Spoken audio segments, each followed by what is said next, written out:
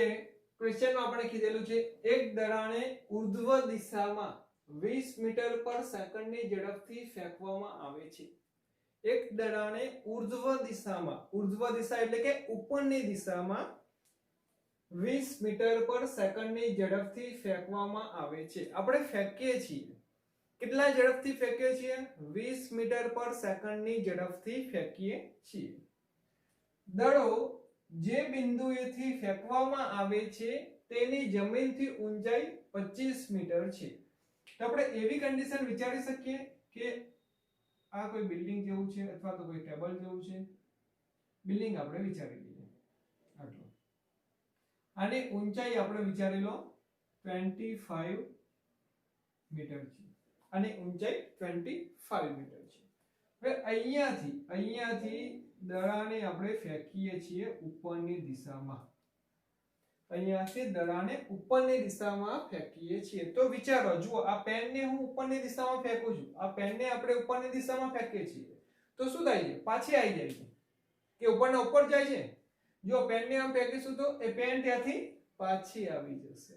તો આ દડો જે છે એ બી ઉપર જઈને પાછો જ આવવાનો છે, એ વસ્તુ ફાઇનલ છે। કેમ એવું?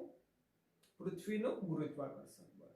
તો જુઓ, પહેલી કન્ડિશન, આ દડાને અહીંયાથી ફેંકીએ છીએ, ઉપર જાય છે, શરૂઆતનો વેગ v0 બરાબર 20 મીટર પર સેકન્ડ છે, 20 મીટર પર સેકન્ડ છે। દડાને ઉપરની તરફ ફેંકીએ છીએ 20 મીટર પર સેકન્ડની સ્પીડથી। તો આગળ પૂછેલું શું છે? દડો કેટલી ઊંચાઈએ પહોંચશે? દડો કેટલી ઊંચાઈએ પહોંચશે? તો ધારી લો કે દડો અહીંયા સુધી પહોંચી ગયો। શરૂઆતમાં ક્યાં હતો? જમીનથી 25 મીટર ઊંચાઈએ હતો, ત્યાંથી ઉપર ફેંક્યો, ઉપર ફેંક્યો, ઉપર ગયો, ઉપર ગયો, ઉપર ગયા પછી અમુક ઊંચાઈ સુધી જશે, પછી ત્યાંથી રિટર્ન આવવાનું સ્ટાર્ટ કરશે। કોઈ દિવસ એવું બન્યું છે કોઈનાથી કે બોલ ફેંક્યો હોય ને ઉપર જ રહી ગયો હોય? બધાએ ક્રિકેટ જોઈ હશે અત્યાર સુધી, કોઈ દિવસ બોલ હવામાં રહ્યો નથી, નીચે તો આવે છે। તો આના પરથી આપણે એવું વિચારવાનું છે કે અહીંયાથી બોલ જ્યારે ઉપર જશે તો ઉપરની તરફ વેગ હશે, જ્યારે ઉપર 0 થશે પછી પાછો નીચે આવશે। એટલે કે હંમેશા ધ્યાન રાખવાનું, મહત્તમ ઊંચાઈએ વેગ એનો કેટલો થશે? 0 થઈ જશે। કોઈ પણ પદાર્થ જો ઉર્ધ્વ દિશામાં ફેંકવામાં આવે તો મહત્તમ ઊંચાઈએ એટલે કે સૌથી ઉપરની ઊંચાઈએ એકવાર એનો વેગ 0 થશે, નીચેથી 0 ઉપર જશે, ઉપર જતા જતા 0 થશે, પાછો નીચેની તરફ વધતો રિટર્નમાં આવી જશે। એટલે કે કન્ડિશન ધ્યાન રાખવાનું, જ્યારે ઉર્ધ્વ દિશામાં કોઈ વસ્તુને ફેંકીશું તો મહત્તમ ઊંચાઈએ એનો વેગ 0 રહેશે। એનો બીજો બી ઓપ્શન છે, જો કોઈ પદાર્થને મુક્ત પતન કરીએ એટલે કે ઉપરથી આપણે છોડી દઈએ અને નીચેની તરફ ગતિ કરશે તો ત્યારે બી શરૂઆતનો વેગ 0 હશે। એટલે કે ઉર્ધ્વ દિશા કે મુક્ત પતન, શરૂઆતનો વેગ ઓલવેઝ 0 અને ઉર્ધ્વ દિશામાં ઉપરનો એટલે કે મહત્તમ ઊંચાઈ વાળો વેગ હંમેશા 0 લેવામાં આવે છે। ઓકે, તો ચલો આ વેગ આપણો 0 થઈ ગયો। શરૂઆતનો વેગ આપણને આપેલો છે v0। બીજી એક વસ્તુ, પદાર્થને આપણે ઉપર ફેંકીએ છીએ તો એ નીચેની તરફ આવી જાય છે, એનું કારણ શું? કેમ કે એ પદાર્થ ઉપર પૃથ્વીનું ગુરુત્વાકર્ષણ બળ લાગે છે, જેના કારણે પદાર્થ નીચેની તરફ આવે છે, અને ગુરુત્વાકર્ષણ બળના કારણે એક પ્રવેગ લાગે છે જેને આપણે કહીશું ગુરુત્વ પ્રવેગ। ગુરુત્વ પ્રવેગ ધ્યાન રાખવાનું, ગુરુત્વ પ્રવેગ લાગે છે। ગુરુત્વ પ્રવેગ હંમેશા નીચેની દિશામાં લાગે છે। અહીંયા આપણે વાત કરીએ, બોલ ઉપરની દિશામાં જઈ રહ્યો છે, ગુરુત્વ પ્રવેગ નીચેની દિશામાં લાગે છે। બોલ ઉપરની તરફ, ગુરુત્વ પ્રવેગ નીચેની તરફ, બંને વિરુદ્ધ દિશામાં છે। એટલે આપણે અહીંયા પ્રવેગ એટલે કે a બરાબર -g લઈશું, અને -g એટલે કે -10 મીટર પર સેકન્ડ સ્ક્વેર લઈશું। ખાસ ધ્યાન રાખજો મિત્રો, બોલ ઉપરની તરફ જઈ રહ્યો છે, પ્રવેગ નીચેની તરફ લાગે છે, વિરુદ્ધ દિશામાં છે, એટલે આપણે g ને -10 અહીંયા લીધેલું છે। શરૂઆતનો વેગ કેટલો છે આપણી જોડે? શરૂઆતનો વેગ 20 મીટર પર સેકન્ડ અને અંતિમ વેગ v બરાબર થાય છે 0 મીટર પર સેકન્ડ. આપણને શોધવાનું કીધું છે કે મહત્તમ કેટલી ઊંચાઈએ પહોંચશે. તો એના માટે જો અહીંયા પ્રવેગ લાગે છે એટલે પ્રવેગિત ગતિ આપણે કહીશું. હવે પ્રવેગિત ગતિ હોય ત્યારે અચળ પ્રવેગી ગતિના સમીકરણ વાપરવાના. કયા છે? તો પહેલું સમીકરણ v બરાબર v0 પ્લસ at, બીજું છે v2 minus v0 square equals to 2ad અને ત્રીજું છે d is equals to v0t plus 1/2 at square. જો અચળ પ્રવેગી ગતિના સમીકરણ આપણે બે મેથડથી સાબિત કર્યા હતા. એક ગ્રાફિકલ મેથડ એટલે ગ્રાફની રીતે અને બીજું કલનશાસ્ત્રની રીતે. બંને મોસ્ટ ઇમ્પોર્ટન્ટ થિયરી છે આ ચેપ્ટરની. જો તૈયાર ના કરી હોય તો હજી રિક્વેસ્ટ કરું છું લર્ન કરી લેજો. મોસ્ટ ઇમ્પોર્ટન્ટ છે અને આ ફોર્મ્યુલા ફિઝિક્સમાં ઘણા બધા ચેપ્ટરમાં ઘણી બધી જગ્યાએ આવશે. તો આ તો આપણે યાદ રાખવા જ પડશે. હવે આમાંથી કયું ફોર્મ્યુલા યુઝ કરીશું? તમારા માઇન્ડમાં ક્વેશ્ચન આવે કે આમાંથી કયું ફોર્મ્યુલા આપણે યુઝ કરવું પડશે. તો પહેલા આપણે જોવાનું કે આપણને કઈ કઈ વેલ્યુ આપેલી છે અંદરથી. તો જો આપણે વેલ્યુની વાત કરીએ, v, v0 અને a આ ત્રણ વસ્તુ આપેલી છે. તો જો v, v0 અને a પહેલું ફોર્મ્યુલા આપેલું છે, આપેલું છે, આપેલું છે. બીજા ફોર્મ્યુલામાં v, v0 a આપેલું છે. v0 છે, v નથી, a છે. ઓકે, આટલી વસ્તુ આપેલી છે. હવે આપણે શોધવાનું શું છે? અહીંયા શોધવાનું છે મહત્તમ કેટલી ઊંચાઈએ પહોંચશે. તો આપણે d ધારો કે શોધવું છે. આ ઊંચાઈ આપણે અહીંયાથી અહીંયાની d ધારી લઈએ, અહીંયાથી આટલી d લઈએ. તો d હોવું જોઈએ આપણા ફોર્મ્યુલામાં. તો જુઓ અહીંયા v આપેલો છે, v0 આપેલો છે, પ્રવેગ આપેલો છે અને d આપણે શોધવાનો છે. તો આ ફોર્મ્યુલા બેસ્ટ સુટેબલ રહેશે. રાઈટ છે. જો આ ફોર્મ્યુલા લઈશું આપણે તો આપણને શું મળશે? સમય મળશે. આપણને સમય મળશે. આ ફોર્મ્યુલા લઈશું તો અંતર મળશે. અને આ ફોર્મ્યુલામાં જો અંતર અને સમય બંને છે પણ જે બંને આપણને આપેલું નથી, બંને આપણને આપેલ નથી અને એક કરતા વધારે વસ્તુ જો આપણને આપેલું ના હોય તો એ ફોર્મ્યુલા યુઝ કરી શકીશું નહીં. તો જો આપણે આ સૂત્ર વાપરીએ તો અચળ પ્રવેગી ગતિના સમીકરણ પહેલા આપણે લખીશું મહત્તમ ઊંચાઈ માટે. મહત્તમ ઊંચાઈ માટે કઈ સૂત્ર વાપરીશું આપણે? અચળ પ્રવેગી ગતિના સમીકરણ મુજબ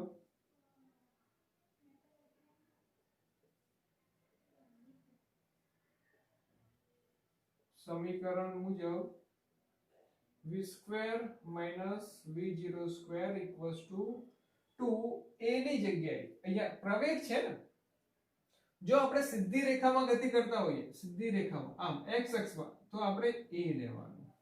પણ જો આપણે ઉપર નીચે ગતિ કરતા હોઈએ એટલે કે y અક્ષમાં ગતિ હોય તો a ની જગ્યાએ આપણે લેવાનો g લેવાનો. તો અહીંયા a પણ વેલ્યુ કેટલી છે? -g આપેલું છે ઇન્ટુ d આપણે શોધવાનું છે. હવે જુઓ કિંમત મૂકીએ આપણે. v ની કિંમત છે 0 તો 0 નો સ્ક્વેર માઈનસ v0 એટલે કે 20 નો સ્ક્વેર સમય -2g એટલે કે 10 and d. સો અંતર d બરાબર કેટલું રહેવાનું છે? -400 ભાગ્યા -20. આ વસ્તુ સામે જતી રહેશે. તો ફાઇનલ આપણને મળશે અહીંયા 20 મીટર. કુલ કેટલો ઊંચે જશે દરો? 20 મીટર સુધી ઊંચે જશે. આ આપણો પહેલા ઓપ્શનનો આન્સર. દરો મહત્તમ કેટલી ઊંચાઈએ જશે? તો 20 મીટર ઊંચાઈ ઉપર પહોંચવાનો છે. અહીંયાથી 20 મીટર ઊંચાઈ ઉપર જશે. તો આપણે અગેન આ ડિસ્ટન્સ લખી દઈએ = 20 મીટર. હવે જો કુલ ઊંચાઈ કેટલી થઈ ગઈ? કુલ ઊંચાઈ 25 and 20. તો કુલ ઊંચાઈ આપણે અહીંયા લખી શકીશું 45 મીટર થઈ ગઈ. રાઈટ છે. ચલો બીજો ઓપ્શન જોઈએ. હવે દડો જમીનને અથડાય તે પહેલા કેટલો સમય લાગશે? તો આ શોધવા માટે આપણે શું વિચારવાનું, આપણા હાથમાંથી જેવું જ કોઈ વસ્તુ છૂટી થઈ એટલે કે ઉપરની તરફ ગઈ તો અહીંયાથી તે ઉપર તરફ જતાનો સમયગાળો શોધવાનો, મતલબ હાથમાંથી મહત્તમ ઊંચાઈ માટેનો સમયગાળો શોધવાનો, ત્યારબાદ ત્યાંથી જમીન પર પડી છે એનો સમયગાળો શોધવાનો. એટલે કે આપણે બે સમયગાળા શોધવા પડશે. પહેલો કયો, નીચેથી એટલે કે આપણા હાથમાંથી મહત્તમ ઊંચાઈ સુધી પહોંચશે અને મહત્તમ ઊંચાઈથી છેક જમીન ઉપર પહોંચશે. તો આપણે બંનેનું વેલ્યુ જોઈએ. પહેલા આ તમે લખી લેજો નોટબુકમાં, પછી આપણે સેકન્ડ કન્ડિશન જોઈએ.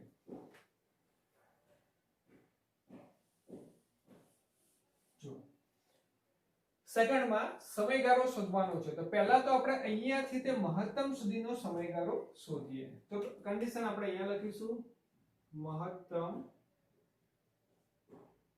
ઊંચાઈએ પહોંચતા લાગતો સમય. મહત્તમ ઊંચાઈએ પહોંચતા કેટલો સમય લાગશે, હાથમાંથી આપણે વાત કરી લો.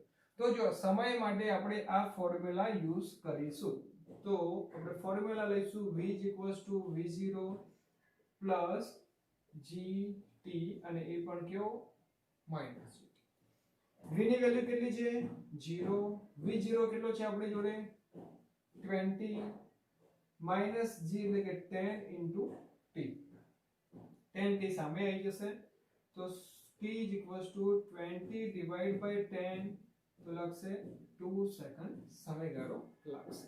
એટલે કે અહીંયાથી તે ઉપર જતા અહીંયા ઉપર જતા ધારો કે આને a બિંદુ લઈએ, ઉપરને b બિંદુ લઈએ તો આ સમયગાળાને આપણે t1 કહી દઈએ છીએ. t1 અહીંયા પણ આપણે 1 લગાવી દઈએ. ચલો t1 ની વેલ્યુ આપણને મળી ગઈ. હવે બીજો ઓપ્શન, ચલો મહત્તમ ઊંચાઈએ પહોંચી ગયો. હવે શું થશે? હવે દરો મહત્તમ ઊંચાઈથી નીચે આવવાનું સ્ટાર્ટ કરશે. તો મહત્તમ ઊંચાઈએ એનો વેગ કેટલો હોય? મહત્તમ ઊંચાઈએ એનો વેગ કેટલો હશે 0. તો અગેન આપણે ફોર્મ્યુલામાં જોઈશું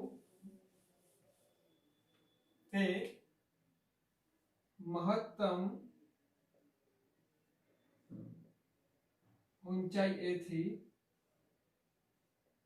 જમીન પર અથવા તો જમીનને અથડાય ત્યાં સુધી લાગતો સમય t2 હોય. તો ફરીથી જુઓ ફોર્મ્યુલા આપણે કયું વાપરવાનું છે. તો કન્ડિશન આપેલી છે આપણને v0 = 0. કેમ 0 લીધો આપણે? કેમ કે મહત્તમ ઊંચાઈથી નીચે જવાનો છે બોલ. તો મહત્તમ ઊંચાઈએ તો વેગ કેટલો હોવાનો 0 હોવાનો. પછી અંતિમ વેગ જમીન ઉપર અથડાશે ત્યારે એ આપણને આપેલો નથી તો આપણે નહીં લખી શકીએ. જે પ્રવેગ બરાબર g 10 મીટર પર સેકન્ડનો સ્ક્વેર. કેમ 10 લીધો? કેમ કે દડો ઉપરથી નીચેની તરફ આવે છે. દડો નીચેની તરફ આવે છે અને પ્રવેગ પણ નીચેની તરફ છે.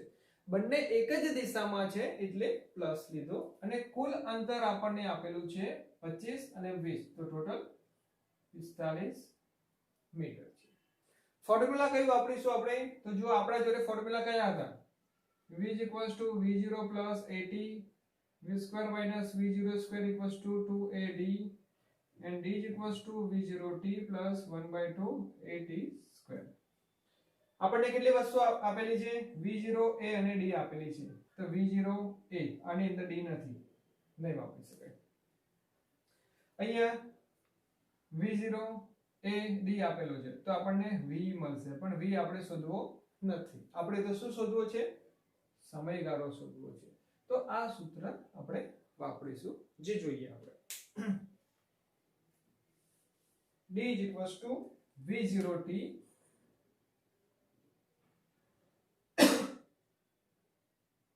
(1/2 gt²). ડિસ્ટન્સ 45, v0 આપણને 0 છે તો આખો 0 થઈ જશે પ્લસ 1/2 g એટલે કે 10 અને t². તો જુઓ t² બરાબર 45 into 2 સામે જશે અને 10 ડિવાઇડમાં જશે. સિમ્પ્લિફાય આપીશું આપણે 5 ગુણ્યા 2 તો 10 થશે, 2 2 કટ થઈ ગયો, 5 9 45. So t square is equals to 9. So t is equals to 3 second થશે. એટલે કે દડો છે ઉપરથી નીચે આવશે તો 3 સેકન્ડ થશે. તો આપણે કે દડો જમીનને અથડાય તે પહેલાનો કુલ સમયગાળો આપણે શોધવાનો છે. આને આપણે t2 સમય કહી દઈએ. t2 તો કુલ સમયગાળો એટલે કે અહીંયાથી મહત્તમ ઊંચાઈએ જતા જે આપણને લાગેલો 2 સેકન્ડ અને મહત્તમ થી જમીન ઉપર પહોંચતા 3 સેકન્ડ. તો કુલ સમયગાળો એના પછીનો અહીંયા લખજો સ્ટેપ.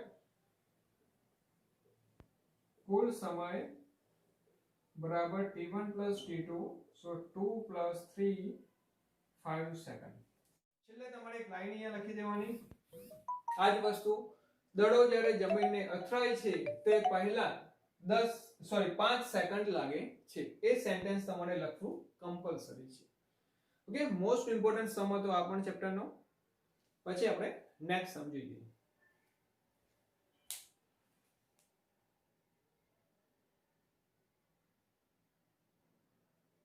મુક્ત પતન પામતા પદાર્થ માટે ગતિની ચર્ચા કરો એવું કીધેલું છે.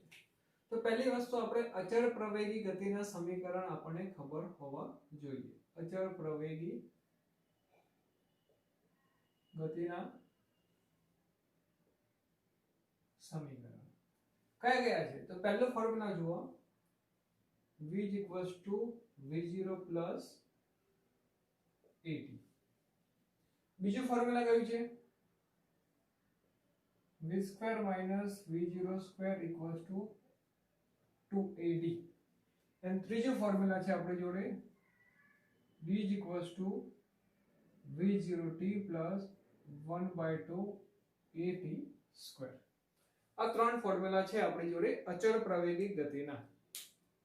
હવે જો અચળ પ્રવેગી ગતિ જો y અક્ષમાં થતી હોય અને પદાર્થને મુક્ત પતન કરવામાં આવે, મુક્ત પતન એટલે કે આમ પકડેલો હોય ને હાથમાંથી ડાયરેક્ટ છોડી દેવામાં આવે તો એને મુક્ત પતન કહેવાશે. તો જ્યારે બી પદાર્થ મુક્ત પતન હોય તો મુક્ત પતન પામતા પદાર્થ માટે આપણે કન્ડિશન લખી દઈએ. મુક્ત પતન પામતા પદાર્થ માટે પ્રારંભમાં વેગ v0 બરાબર 0 હોય ઓલવેઝ, ને પ્રવેગ a બરાબર g આપણે લખવાનું છે. a બરાબર કેટલો હશે? g હશે, એટલે કે g ની વેલ્યુ. તેમ છતાં જો g ની વેલ્યુ આપણે y અક્ષની દિશામાં છે ને જો માઈનસ લખીએ તો -g આપણે રહેશે. આ બંને કન્ડિશન ઉપરોક્ત સમીકરણમાં મૂકીએ તો જુઓ અહીંયા v0 0 થઈ જશે અને a ની જગ્યાએ -g આવી જશે. તો v -g t. આ ફર્સ્ટ સમીકરણ. સેકન્ડ સમીકરણમાં આપણે મૂકીએ તો જુઓ v² તો એમના એમ જ, v0 ની જગ્યાએ 0 મૂકી દઈએ તો 0 કઈ લખવાની જરૂર જ નથી. સામે બરાબર -2gd. અને થર્ડ કન્ડિશનમાં જોઈએ આપણે, થર્ડ ફોર્મ્યુલામાં d એમના એમ જ, v0 તો 0 છે તો લખવાની જરૂર નથી, -1/2 gt સ્ક્વેર, 1/2 gt સ્ક્વેર. તો મુક્ત પતન પામતો પદાર્થ હોય તો આ રીતે આ ત્રણ ફોર્મ્યુલા આપણે ડાયરેક્ટલી એપ્લાય કરી શકીશું કેમ કે v0 બરાબર તો 0 છે. Okay, thank you.